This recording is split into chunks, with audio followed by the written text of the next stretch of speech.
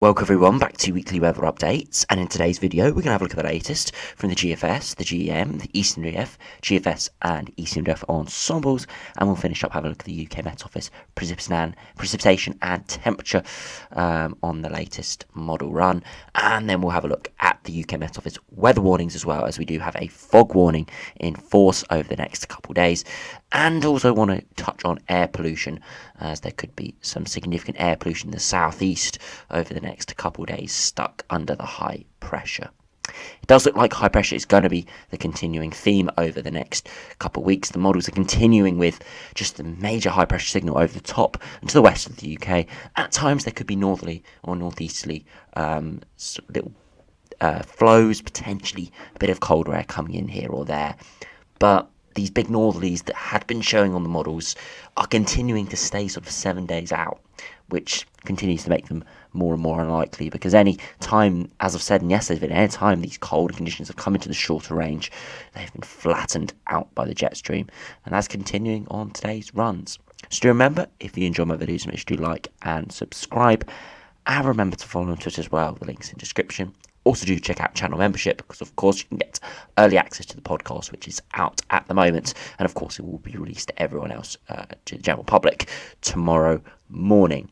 So do have a look at the latest GFS. It's the 12Z run, so we have got it all the way out to 384 hours, but we've got it out just beyond day 10, and let's be honest, there's not too much point looking beyond day 10 at this stage. As we've been talking about in the last few videos, there's so much uncertainty within these models, and anything they show outside of day 10 really hasn't been coming to fruition at the moment. So there's no real point having a look at them. If we do go beyond the next couple of days, you can see high pressure continues, and then we see a bit of a northwesterly flow, a bit of a weather front moves in, but nothing too crazy. And again, a couple of days ago, we were seeing a really quite cold northerly wind, and you can see that northerly wind coming out of Svalbard, but again, the high pressure does not move away, and we just see that air go into Scandinavia, just staying up in the Arctic Circle.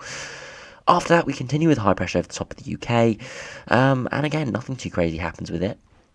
We are seeing a bit of a signal from this latest run for low pressure to come in from the north, but not bringing majorly cold air, bringing a bit of an easterly wind. But once again, if we have a look at the upper air temperatures, there isn't a lot of cold air available to our east, and we just stay under high pressure.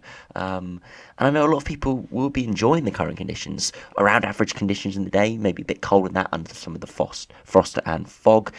Overnight temperatures quite cold, but I mean, most people only really care about sort of the daytime temperatures generally, so it's pretty decent conditions around at the moment, with a lot of sunshine, clear skies, and dry conditions. So I don't think too many people are complaining, but I do think a lot of people are looking forward to some wintry weather, because of course it's fine having these nice conditions, but we haven't had really anything too wintry, widespread wintriness.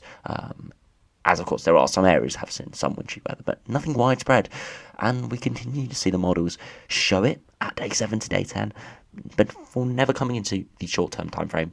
And one thing I do want to say on the reliability of the models, a lot of people are commenting saying just not believing anything outside of sort of 3 days, and I continue saying, well, we have to believe it at some point, because these models generally are pretty good. But I did see a sort of statistics released on Twitter. I can't remember exactly where I saw it, but they basically said that the models over the course of the last month, since about the early part of December, middle of December, have been really, really poor in terms of their verification beyond sort of day 5. Have been so poor, so much worse than they normally are, and it's been mainly for Europe. Elsewhere in the globe they've been alright, but for Europe they've been really, really poor, sort of resolving the patterns that we've been seeing. So hopefully the models do get better, sort of rebound, because they've been very poor at the moment. Hopefully they do rebound over the next few weeks, so that we can actually rely on some of these longer term runs, and not keep thinking they're never going to verify, because that's how it's been over the last couple of weeks. Now if we do have a look at the GEM run, this is the midnight run, as the midday run hasn't fully come out yet. You can see again, it's trapped under high pressure, and we're not really seeing a break out of it. As we get to 144 hours, we do see a bit of a northeasterly or north to northeasterly wind move in, but nothing too crazy. A bit of cold air sinking down the eastern side of the country, but we stay under the high pressure. and nothing really comes off from it. Again, there's hints at day 10 of seeing this high pressure moving towards Greenland and more northerly winds, but over the last few days we've seen that come into the shorter term time frame, or at least the mid-term time frame around day 7, and then as soon as it gets into a day 4, day 5, it just disintegrates from the models. So again, we can say there's the potential for a northerly wind over the next couple of weeks, and I then generally do think at some point over the next few weeks we'll see one of these cold scenarios come off, but I don't really want to be commenting on it at this stage because with how the models are performing at the moment, it's very much likely to be wrong. So I don't want to say anything too substantial outside of maybe day 5, day 7. So at this stage, there are hints maybe, again, of colder conditions returning, but nothing of substance at this stage, nothing worth commenting on. Because, of course, the 12Z, once the 12Z comes out, it could be showing a bitterly cold northeasterly wind, or it could just be showing the high pressure sitting over the top of the UK. Talk about high pressure, that's the only really consistent thing we've had at the moment is high pressure controlling the weather. Everything else has really been up in the air, really, outside of sort of day 5. Now, if we do have a look at the ECMWF, again, this has probably been, I must say, the last week, this has probably been the most pessimistic model, but at the same time, probably the most accurate model, as both the GFS and GEM have shown really quite cold conditions around day 7, and as I said, as soon as it gets to day 5, they've disintegrated, whereas the ECMWF has never really been bullish with cold weather, so I'm more inclined to believe what the ECMWF is showing, because it has been the more pessimistic but more realistic model over the last week or so. So if we do run it through, you can see high pressure dominating. We do see a bit of a colder incursion early next week, but nothing too crazy. Again, the ECMWF was never really on board with this northerly wind, even when the GFS and its ensembles were really going for something quite cold. Beyond that, high pressure stays in control. As we enter day 7, though, the ECMWF is showing a colder northerly flow. Again, it could be wrong with this, but I'm more inclined to believe the ECMWF at day 7 than I am with the GFS and GM, which have been a bit overboard. Definitely have a look at what they were showing a couple of days ago for the next few days. Definitely backtracking a lot, whereas the ECMWF has, as I said, been quite a bit more realistic. And you can see it does show a much colder air mass move in day 7, day 8. Not turning anything too wintry, but would be pretty cold, frosty, chilly under that higher pressure. And by day 10, it does show still under high pressure, and it generally does show high pressure building towards Greenland. Now, it's similar to what other runs are showing, but as I said, again, I'm believing the ECMWF a little bit more. Perhaps if we did see this pattern, you would be more inclined to see that high pressure holding on and building towards Greenland and more of a northerly or northeasterly flow. You see all those purples and blues are either over across the pole or towards Scandinavia, not as much towards northeast Canada, which has been trying to flatten any ridging northwards. So very much looking like we could be seeing right day 10 ECMWF trying to evolve a colder pattern. But once again, we have to take it with a pinch of salt, and we'll have to see how it does develop. There definitely are signals, as I've said, over the next few weeks for things to turn colder, but at this stage, it is all up in the air. As I've said over the last few videos, we've got the contradicting climate drivers, and it's all about whether we get the westerly polar vortex powered winds winning out against the more blocking patterns of the ENSO and easterly QBO sort of patterns. So we'll have to see, of course, but at this stage there is hope, but nothing in the short-term time frame, nothing in the next week or so. Perhaps day 10 to day 14 could start to evolve something colder, and we'll have to see. Now, if we do have a look at the GFS Ensembles first, we'll have a look at these and then we'll go through the ECMWF Ensembles. You can see the general pattern is temperatures to be around average. Even when we see warmer than average upper air temperatures towards the surface, it's still going to be pretty chilly with an inversion. You can see at the moment we are a good 5, 6, 7 degrees above average at 850 HPA. Surfing conditions are around to below average in central England for most of the British Isles, apart from sort of northern Scotland, really. We can see colder air, or briefly colder air than we have at the moment, come through over the course of early this week. A couple of days ago, as I said, a lot of these ensemble members and even the operational runs get down to minus 10 at 850 HPA. What a flip we've seen over the last few days, just disintegrated from the model output. And then we just continue around, maybe slightly above average, but again, that's under high pressure, so an inversion likely to take place. We just continue to around or below average. Once again, in the longer term, we still have a signal for a cooling trend. We have quite a few ensemble members around 23rd to 29th of January showing colder than average conditions. But at the same time, a week ago, we were seeing this same signal for the period coming up now. So we can't say anything too substantial about this, but the signal still is for high pressure ridging in the Atlantic. And at some point, it has to come off. At some point, it will hold on long enough to pull in colder air, at least for a period of time. That's what I do believe, and I do think will happen over the next few weeks. And it's just really a waiting game at this stage. But there still was a lot of scattering. The operational run from the 6 ed was all over the place. At one point, it was the coldest run, and at another point, it was the mildest run. So none of the ensemble members or operational runs really have the exact air masses. Don't really know what the air masses are doing over the next couple of weeks because it all depends on the high pressure orientation. But high pressure is definitely, as I said, the confirmed signal. And as we have a look at the pressure charts, you can see well above sort of mean sea level pressure, which is around 1,010 millibars. We're well above that, 20, 30 millibars above that. Really, really strong high pressure over the next few weeks. And it's going to be temperatures are going to be pretty chilly even when we have those upper air milder wedges, because as I said, if you have a look at the 2 meter temperatures, you can just see generally around 5-6 degrees and maybe even colder at times, and overnight getting down to freezing. And you can see even the ensemble runs at the moment showing highs of 6 or 7 degrees in the day.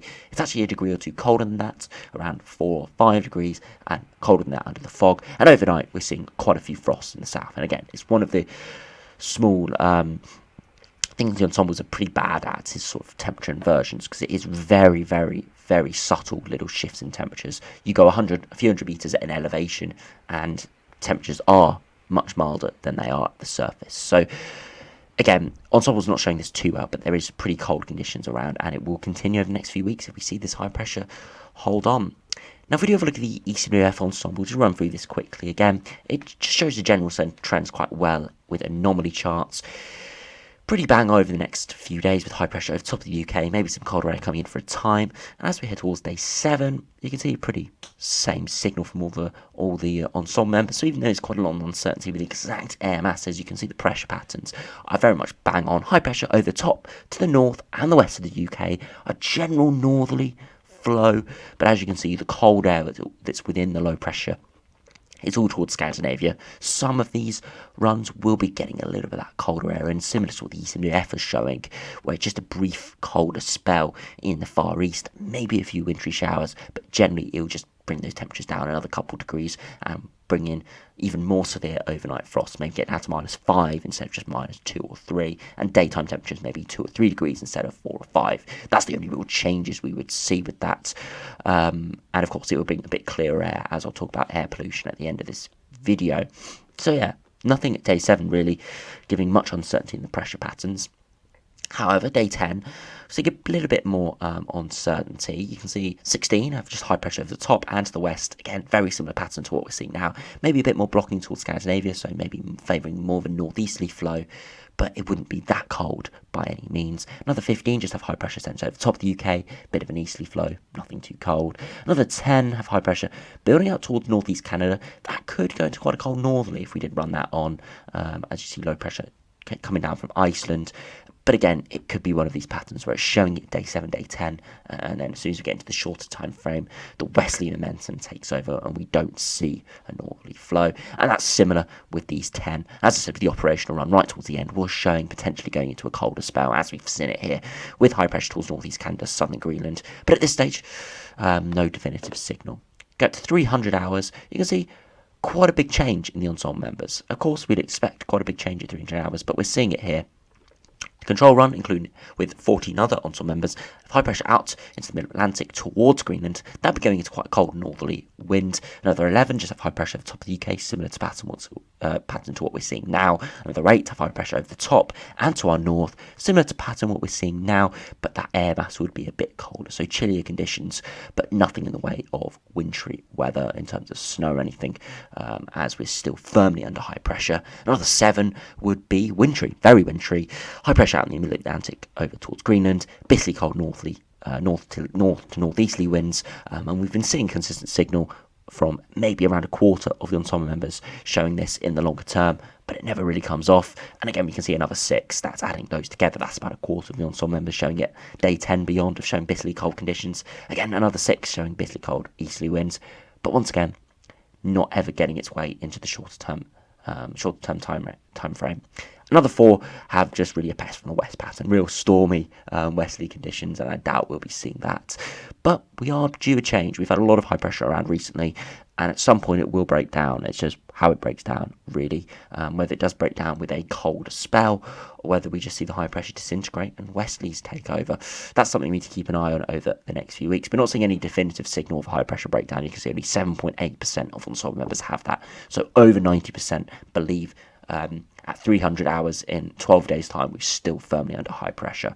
And if you go right towards the end of the run, you can see 15 cold northerly winds, but not a lot of blocking over Greenland, so it would be transient. Another 11 have high pressure at the top of the UK, similar to what we have now. Another 8 have a very similar pattern, slight different orientation shift. Another 7 have bitterly cold easterly winds. Another 11 have easterly winds breaking down with low pressure returning over Greenland. And another 4 have stormy westerly winds. So very similar to 300 hours in the long term, showing you all the different scenarios. About 60% chance of staying under high pressure, probably about a 25% chance of going into really quite cold northerly or easterly winds, and about a 5 or 10% chance of going into sort of a westerly based pattern. So, it doesn't look like we're going to be going massively mild over the next few weeks. It's going to remain cold, frosty, and potentially wintry in the longer term. But once again, I wouldn't put too much weight into those wintry sort of runs, as we've been seeing them for the last week, and they've never made their way into the 5 or 7 day time frame. So I think they will come off at some point, but I can't really say with any certainty at this stage. Now, if we do finally have a look at the precipitation and temperature. If we do run through precipitation, you see really nothing over the next few days. Some weather fronts over across of northern Scotland over Friday, bringing a bit of drizzle and some patchy rain, but nothing too crazy. It's just going to be a lot of frost and fog around. Once again, going to be seeing a few showers across the northwest, and we could see a weather front pushing through early hours of Sunday. But once again, it's going to be really quite light rain. It's going to disintegrate quickly as it spreads southwards. A few showers into the far north.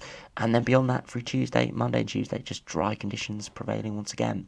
If we have a look at max temperatures, you can see over the course this afternoon, 4 to 7 degrees wide in the south. And then similar further northwards, areas further northwards to low levels towards coastal areas, a bit milder though, with more of a westerly breeze. Overnight tonight, temperature going to drop away once again in the south, widely to below freezing, even towards city centres. Further northwards, holding up around 4 or 5 degrees, not temperatures really remaining around the same in the north. Friday afternoon, once again, temperature's pretty chilly, maybe a bit colder than today in a few spots, 3 to 5 degrees, maybe 6 or 7 in the far south, and in the north, 6 or 7 degrees. Saturday, another widespread frost, just really repeat of what we're going to be seeing over the next couple of days. And then through Saturday afternoon, pretty chilly indeed, around 2 to 5 degrees. So quite a cold day on Saturday, well below average, with averages being around 6 or 7 degrees. And then by Sunday, temperatures responding a bit as we have a bit more mixing of air. That inversion sort of drops away. Before Monday, it does look like the inversion may return. Temperatures slowly dropping away. And by Tuesday, again, another widespread cold night. And of course, there's going to be a lot of frost and fog around it, as we've seen with these temperatures. So do keep aware of the fog and the frosty conditions, especially in the mornings. And talk about fog, we do have fog warnings in force for Thursday night into Friday morning, as you can see, from 5 p.m. this evening. So as this video is going out until 11 a.m. tomorrow morning, widespread fog patches. Again, it could develop elsewhere, but these are the most likely scenarios. And one thing I do want to point out, as I said at the start of the video, there's going to be quite high levels of pollution tomorrow in the far southeast, especially towards the London area. Do make sure you do stay aware and do limit the amount of time you do actually go outside tomorrow in some of these areas in the southeast, especially if you have respiratory issues, because there is a high level of pollution around because of the stagnant air and all that pollution getting trapped under the inversion. It's likely that we will be potentially seeing some very high levels of pollution tomorrow, and that could continue. Although at the moment, the forecast is for the highest levels tomorrow. I'm no expert with this, but I just saw some warnings about it, so I just wanted to inform you. So do stay tuned for that if you are concerned with the pollution levels. Looking primarily in the south and the southeast, but elsewhere could be high as well. So just looking like a repeating pattern of high pressure, colder conditions, a lot of frosty weather around, potential for colder weather in the longer term, but that's just been the same sort of theme over the last few days. So yeah, we'll have to keep an eye really on what happens. But at this stage, we've just, got to keep an eye on what happens with the models. So anyway, thanks for watching. Hope you enjoyed. Subscribe if you're new, and I'll see you again for another video soon.